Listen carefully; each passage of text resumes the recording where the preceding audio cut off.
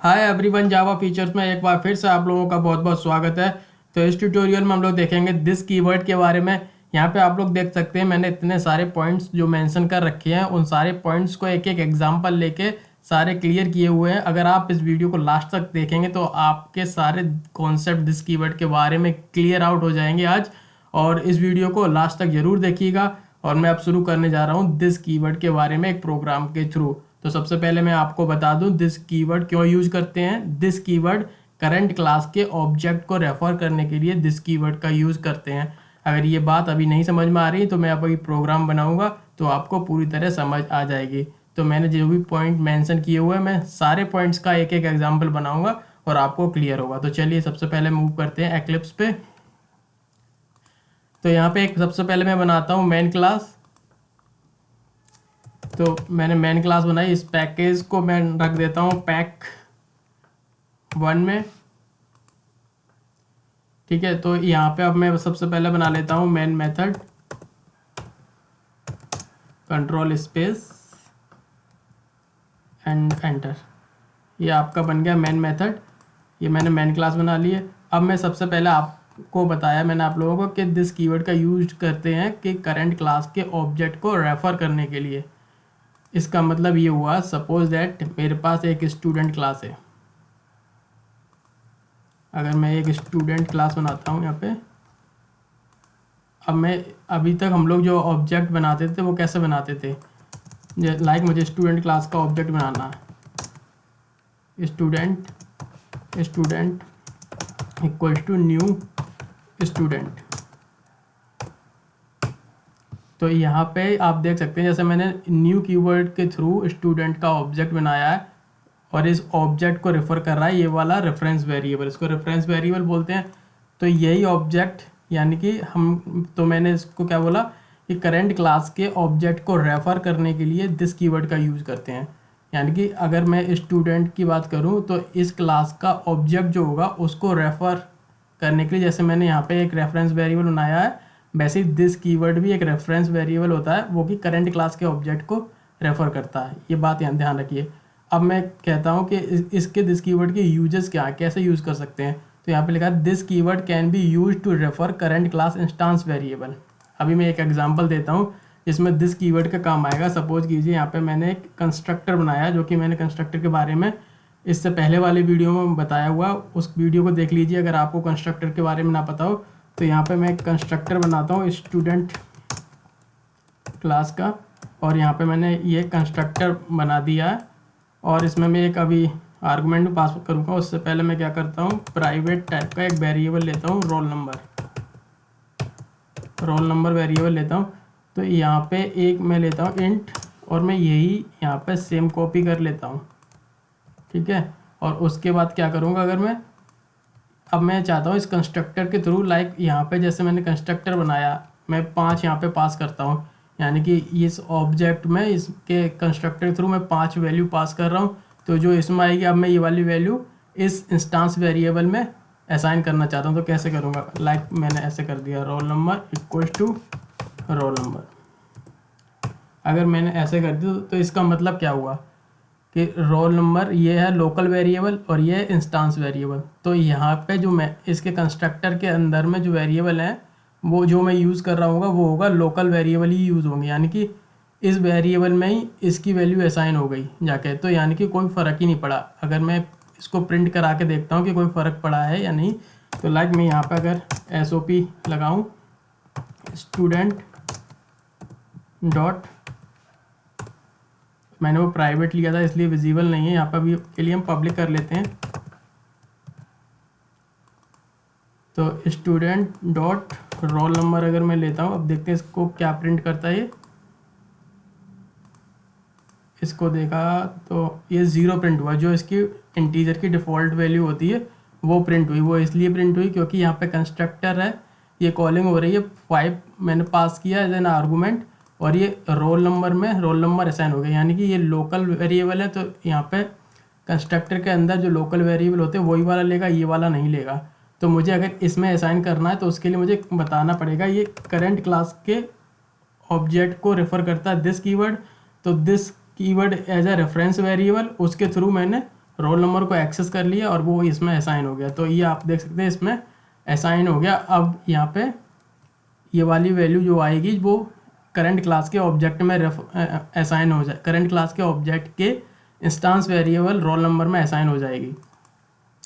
तो जो ये वाला जो ऑब्जेक्ट क्रिएट हुआ था वो दिस कीवर्ड यही शो करता है कि जो स्टूडेंट वाला हमने जो ऑब्जेक्ट क्रिएट करा है वो दिस कीवर्ड यही है। तो इस वाले रोल नंबर में ये असाइन हो गया। तो आई थिंक ये आपको क्लियर हो गया होगा। तो अगर मैं आपको इसको अब प्रिंट कराता हूँ तो क्या प्रिंट होगा देखते हैं। ये देखिए अब 5 प्रिंट हो गया। तो ये आपका काम कर रहा है। और एक चीज़ और मैं दिखाता हूँ अगर आपको, जो अगर मैंने पहले दिस कीवर्ड नहीं लगाया था तो यहाँ पे अगर एक्लिप्स बता देता है, यहाँ पे देखिए येलो येलो आ रहा है, ये लाइन आ रही है। इस पर मैं अगर ऊपर करूँ, ये बोल रहा है this assignment the assignment to variable roll number has no effect. इसका कोई इफेक्ट ही नहीं है क्योंकि ये जैसे मैंने आप लोगों को बताया ये लोकल वेरिएबल है तो इसकी वैल्यू इसी में असाइन हो जा रही है, इसलिए मैंने इसको दिस लगाया और ये करंट क्लास के ऑब्जेक्ट में ही इसकी वैल्यू रेफ़र करने लगा। यानी कि ये जो स्टूडेंट का ऑब्जेक्ट बनाया, ये वाला जो ऑब्जेक्ट बना न्यू कीवर्ड के थ्रू एक ऑब्जेक्ट बना था, वो वाला ऑब्जेक्ट है उसको कौन रेफ़र कर रहा है, ये दिस उस ऑब्जेक्ट के रोल नंबर में मैंने असाइन कर दिया, जो रोल नंबर ये आ रहा उसकी वैल्यू। ठीक है, ये आई थिंक आप लोगों को समझ में आ गया होगा। अब दूसरे पॉइंट पर चलते हैं कि this can be use to invoke current class method. अगर मैं यहाँ पे एक मेथड और बना देता हूँ like public void print role number को प्रिंट करने के लिए एक मैंने मेथड बना दिया। ठीक है, और एक और इसके बाद मैंने क्या करा, SOP लगाता हूँ system.out.println और रोल नंबर को प्रिंट करा दिया मैंने। ठीक है, और यहाँ पे एक मार्कर टैग के लिए मैं प्रिंट लिख लेता हूँ, इससे पता लगे इस मेथड से प्रिंट हो रहा है। यहाँ पे मैंने इसको प्रिंट करा दिया, सॉरी यहाँ पे मैंने ये प्रिंट करा दिया। तो ये अब आप लोगों को दिख रहा होगा, जैसे कि इसको मैं हटा देता हूँ। अब ये कंस्ट्रक्टर के थ्रू क्या करूँगा, मैंने पहले वैल्यू इसको असाइन कर दी, अब मैं इसको प्रिंट कराना चाहता हूँ। लाइक मैंने इसको लिख दिया प्रिंट रोल नंबर। तो ये जो यहाँ से प्रिंट होके ये जा रहा है, लेकिन वो करंट क्लास के ऑब्जेक्ट को ही, इसको जब कंपाइल करेंगे तो कंपाइलर खुद ही लगा देगा यहाँ पे दिस। तो हम यहाँ पे ऑप्शनल है हमारे लिए, हम दिस लगा भी सकते हैं और नहीं भी लगा सकते। तो मैंने दिस लगा दिए, तो यहाँ पे ही प्रिंट ये हो रहा है यहाँ पे, क्योंकि कोई एम्बिग्यूटी वाली चीज़ ही नहीं है, इसलिए यहाँ पे हम इसको हटा भी सकते हैं और दिस लगा भी सकते हैं। यहाँ पे एम्बिग्यूटी हो रही थी इसलिए हम इसको दिस लगाना ज़रूरी है। अगर मैं यहाँ पे केवल रोल लिखता, वेरिएबल नेम दोनों अलग अलग हो जाते और मैं यहाँ पे ये करता, तो यहाँ पे भी दिस लगाने की कोई ज़रूरत नहीं थी, क्योंकि इसको पता लग जाता है रोल के इंस्टांस वेरिएबल यही है, ये तो है नहीं। तो अभी ये दोनों सेम थे इसलिए दिस लगाना ज़रूरी था। तो मैं वैसे ही कर देता हूँ इसको।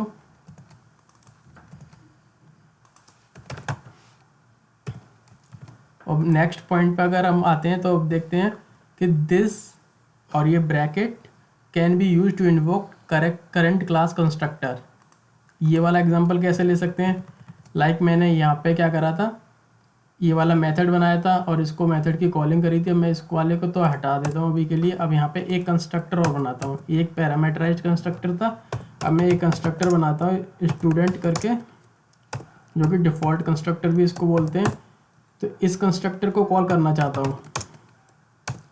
ठीक है, इस कंस्ट्रक्टर को कैसे कॉल कर सकते हैं, मैं केवल ऑब्जेक्ट उसी का ही बनाया। एक तो तरीका ये है डिफ़ॉल्ट वाला स्टूडेंट का ऑब्जेक्ट बना दो, बट वो ऑब्जेक्ट डिफरेंट होगा, मगर मैं क्या करना चाहता हूँ, इसी ऑब्जेक्ट के थ्रू ही कॉल करना चाहता हूँ। तो यहाँ पे क्या होगा, calling default constructor and roll number की वैल्यू प्रिंट करा दूँ। ठीक है, ये रोल नंबर की वैल्यू प्रिंट करा दी और मैं इस कंस्ट्रक्टर के थ्रू, लाइक मैंने यहाँ पे, मैं ये ध्यान से देखिए, ये ऑब्जेक्ट बनाया स्टूडेंट 5 का। ठीक है, इसके अंदर पैरामीटराइज्ड वाला कंस्ट्रक्टर कॉल हो रहा है। अब पैरामीटराइज्ड वाले कंस्ट्रक्टर से मैं डिफ़ॉल्ट वाला कॉल करना चाहूँ तो यहाँ पे हम ब्रैकेट लगा देंगे, तो इसके थ्रू ये भी कॉल हो जाएगा। बट यहाँ पे क्या बोल रहा है, एक चीज़ और सामने आई कि जो मैं आपको बाद में बताता, बट अभी बता देता हूँ। Constructor call must be the first statement. ये वाली कॉल क्या होनी चाहिए, पहली स्टेटमेंट होनी चाहिए, फर्स्ट लाइन में ही लिखी होनी चाहिए। ठीक है, तो ये आप लोगों को समझ में आ गया होगा कि दिस यहाँ पे मैंने ये लगाया हुआ है और यहाँ पे इसकी कॉलिंग हो गई। देखो मैं इस पर भी ऐसे करता हूँ क्लिक, तो ये सीधे ऊपर जाएगा और ये प्रिंट हो जाएगा। ठीक है, तो यहाँ पे अगर मैं इसको रन करता हूँ तो यहाँ पे देखिए क्या प्रिंट होता है, कॉलिंग डिफ़ॉल्ट कंस्ट्रक्टर और ये 0। ठीक है, ये 0 प्रिंट हो गया, क्योंकि 0 प्रिंट इसलिए हुआ क्योंकि हम असाइन इसमें बाद में करा रहे हैं और ये वाली चीज़ पहले ही कॉल हो गई है, इसलिए ये 0 प्रिंट हुआ। ठीक है, तो ये आपको यहाँ पर दिस डिफ़ॉल्ट का भी मतलब समझ में आ गया होगा। अगर मैं चाहूँ एक पैरामीटराइज्ड भी कॉल कर सकता हूँ, तो पैरामीटराइज्ड के लिए मैं क्या करता हूँ, इसको अब यहाँ से हटा देते हैं। अब मैं क्या करता हूँ, यहाँ से कॉल करता हूँ इसको। ठीक है, यहाँ से कॉल करता हूँ, तो कैसे कॉल होगा, लाइक मैं दिस कीवर्ड यहाँ पे लगा देता हूँ, दिस, और एक ब्रैकेट लगाया और मैं यहाँ पे क्या करता हूँ 5 पास कर देता हूँ, क्योंकि मुझे ये वाला कॉल करना है। ये वाला पैरामीटराइज्ड कंस्ट्रक्टर है, तो यहाँ से 5 वैल्यू इसमें पास होगी और ये इसमें जाएगा और इसमें असाइन हो जाएगा। ठीक है, तो इस रोल नंबर में असाइन हो जाएगा और फिर मैं बाद में इसकी वैल्यू प्रिंट करा सकता हूँ यहाँ पे, जैसे कि मैंने अभी कराई थी। चलिए प्रिंट भी करा देता हूँ मैं, स्टूडेंट डॉट रोल नंबर। ठीक है, ये प्रिंट हो गई आपकी वैल्यू। और मैं अगर राइट क्लिक करके अगर इसको रन करता हूँ तो ये देखिए 5 वैल्यू प्रिंट भी हो गई। ठीक है, अब यहाँ पे समझ लीजिए कैसे प्रिंट हो रही है। ये तो आपका स्टूडेंट है। ठीक है, स्टूडेंट वाला इसमें असाइन हो गया। ये वाला मैंने पहले कॉल कर दिया था आपका, स्टूडेंट कंस्ट्रक्टर वाला कॉल किया था, तो वो इसमें असाइन हो गया। ठीक है, इसलिए ये तो डायरेक्ट असाइन हो गया। बट मैं चाहता हूँ ये वाला अभी प्रिंट नहीं हुआ था, कॉलिंग डिफ़ॉल्ट कंस्ट्रक्टर, मैं सीधे डिफ़ॉल्ट वाले का ही मैं ऑब्जेक्ट बनाता हूँ। तो ये क्या होगा, डिफ़ॉल्ट वाले पे जाएगा और ये पैरामीटराइज्ड वाले कंस्ट्रक्टर को कॉल करेगा और ये वाला यहाँ पे ये प्रिंट हो जाएगा। मैं इसके लिए पैरामीटराइज्ड वाले के लिए प्रिंट लगा देता हूँ, जिससे आपको पता लगेगा कि किसकी कॉलिंग पहले हो रही। कॉलिंग पैरामीटराइज्ड कंस्ट्रक्टर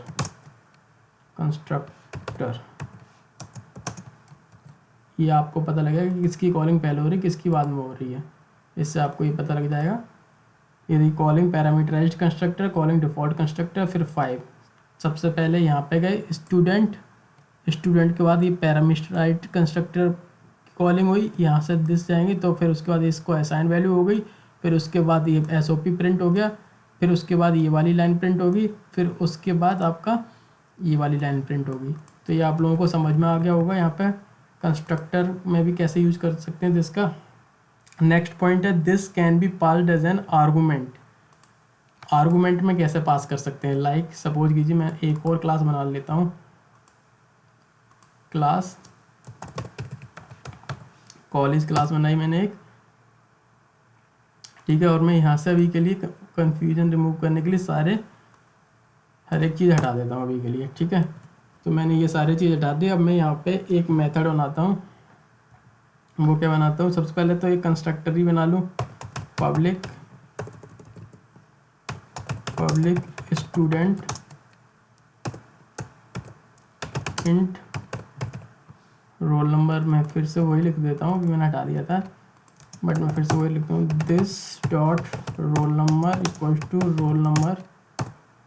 तो ये आपका एक कंस्ट्रक्टर बन गया। अब मैं यहाँ पे एक इसमें 6 वैल्यू पास कर देता हूँ। ठीक है, अब मैं क्या करता हूँ, यहाँ पे एक मेथड बनाता हूँ, like public void assign college. यानी मेथड बनाया असाइन कॉलेज करके, और यहाँ पे क्या करूँगा, पब्लिक void achieve कॉलेज। ये मैंने कॉलेज कर दिया। अब यहाँ पे मैं जो आर्गूमेंट लूँगा, आर्गूमेंट कर लूँगा स्टूडेंट का लूँगा, स्टूडेंट क्लास का ऑब्जेक्ट चाहिए मुझे, तो मैं यहाँ पे स्टूडेंट क्लास का ऑब्जेक्ट ले लेता हूँ। ठीक है, स्टूडेंट क्लास का ऑब्जेक्ट ले लिया। अब यहाँ पे भी मैं चाहता हूँ इसमें पब्लिक स्टूडेंट का एक फील्ड ले लेता हूँ स्टूडेंट टाइप का, और स्टूडेंट लिया मैंने। और क्या करूँगा मैं इसमें लाइक मैं एक कर लेता हूँ, जैसे कि this dot student equals to student, मैंने स्टूडेंट में असाइन कर दिया। अब देखिए एज एन आर्गूमेंट कैसे पास हो सकता है वो मैं आपको दिखाता हूँ। लाइक मैं यहाँ पे चाहता हूँ स्टूडेंट क्लास में मैंने ये मेथड बनाया असाइन कॉलेज करके, ठीक है। अब मैं चाहता हूँ कि इसका कॉलेज क्लास का मेथड या ऑब्जेक्ट कॉल होगा, ठीक है, कॉलेज क्लास का ऑब्जेक्ट कॉल होगा और कॉलेज क्लास के मेथड अचीव कॉलेज कॉल होगा। तो वो कैसे कॉल होगा, सबसे पहले मैं कॉलेज का ऑब्जेक्ट बनाता हूँ, कॉलेज का ऑब्जेक्ट मैंने बनाया, न्यू कॉलेज का मैंने ऑब्जेक्ट बना दिया। अब यहाँ पे देखिए मैं कॉलेज का मेथड कॉल करता हूँ, कॉलेज डॉट अचीव कॉलेज। अब यहाँ पे जो स्टूडेंट है वो मेरे पास करंट ऑब्जेक्ट कहाँ से आएगा, सपोज कीजिए मैंने यहाँ से ये वाला मेथड कॉल कर रखा था, ठीक है, ये वाला मेथड मैंने कॉल कर रखा, ये वाला मैंने स्टूडेंट क्लास का ऑब्जेक्ट बना रखा था, यहाँ पे कंस्ट्रक्टर कॉल हुआ। अब मैं करना चाह रहा हूँ यहाँ पे असाइन कॉलेज करना चाह रहा हूँ, इस स्टूडेंट को एक कॉलेज असाइन करना चाह रहा हूँ। तो कैसे हो गया, असाइन कॉलेज किया मैंने इस स्टूडेंट को, यानी कि ये ऑब्जेक्ट जो ये वाला था जिसको रेफर कर रहा था उसके थ्रू एक ये वाला मेथड मैंने कॉल किया, ठीक है। इस मेथड को कॉल किया जैसे ही तो फिर क्या होता है, ये वाला मैं यहाँ पे दिस पास कर सकता हूँ, क्यों, मुझे इस क्लास का ऑब्जेक्ट पास करना है इसमें जिसके थ्रू मैंने कॉल किया था, इसके थ्रू कॉल किया था, तो मैं ये वाला ऑब्जेक्ट यहाँ पे पास कर दिया मैंने और ये यहाँ पे पहुँच जाएगा और ये यहाँ पे इसको असाइन हो जाएगा। ये था एज एन आर्गूमेंट पास कर सकते हैं हम इसको। बाकी प्रिंट कराना चाहें तो हम इसको प्रिंट भी करा सकते हैं, अगर लाइक हमें देखना है कि इस स्टूडेंट को कॉलेज असाइन हुआ या नहीं हुआ, तो इस तरीके की चीज़ अगर हमें प्रिंट कराना तो हम करा सकते हैं। ये मैंने आपको दिखाया था दिस कीवर्ड के बारे में, जो कि ऐसे करके पास कर सकते हैं। नेक्स्ट पॉइंट आता है this can be use to return the current class instance. अब यहीं पे अगर मैं जाता हूँ लाइक करंट क्लास का इंस्टेंस रिटर्न करना है, तो मैं यहाँ पे अगर स्टूडेंट का ही रिटर्न करना चाहता हूँ असाइन कॉलेज और फिर स्टूडेंट का ऑब्जेक्ट रिटर्न हो जाए, मैं चाहता हूँ इसको स्टूडेंट का ऑब्जेक्ट रिटर्न हो जाए, तो मैं यहाँ पे क्या करूँगा, रिटर्न कर दूँगा रिटर्न दिस, जिस ऑब्जेक्ट से मैं इसको असाइन कर रहा था वही ऑब्जेक्ट रिटर्न कर दिया। और यहाँ पे क्या करूँगा, मैं इसको ले लूँगा, इस वाली वेरिएबल ले लो क्योंकि ये इसका भी टाइप यही है, तो सेम इसमें आप ले सकते हैं। तो ये इसका रिटर्न करा, तो अच्छा दिस मैंने इसको रिटर्न कर दिया। तो आई होप आप लोगों को ये वीडियो पसंद आया होगा, आप लोगों को सारे दिस के कॉन्सेप्ट क्लियर हुए होंगे। अगर कोई भी कन्फ्यूजन है तो कमेंट बॉक्स में डाल के ज़रूर पूछिएगा और इस चैनल को सब्सक्राइब ज़रूर कर लीजिए, क्योंकि जब आप वीडियो नेक्स्ट टाइम ढूंढना चाहेंगे यूट्यूब पर तो आपको परेशानी नहीं होगी, आप अपने सब्सक्रिप्शन लिस्ट में जाके मेरे चैनल पर जाके आप वीडियो देख सकते हैं। वीडियो देखने के लिए बहुत बहुत धन्यवाद, मिलते हैं नेक्स्ट वीडियो में।